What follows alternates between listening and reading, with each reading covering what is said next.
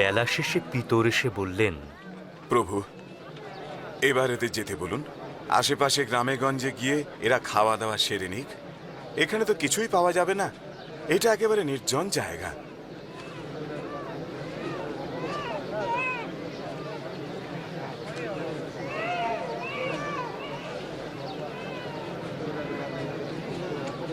তোমরাই বরং এদের কিছু খেতে দাও না। আমাদের কাছে তো শুধু 5টা রুটি আর 2টো মাছ আছে।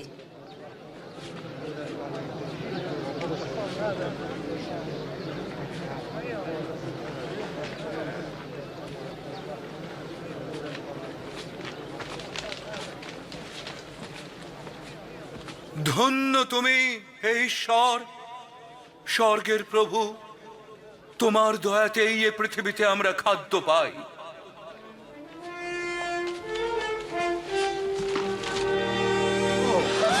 কি অলৌকিক কাণ্ড! এ তো অবিশ্বাস্য।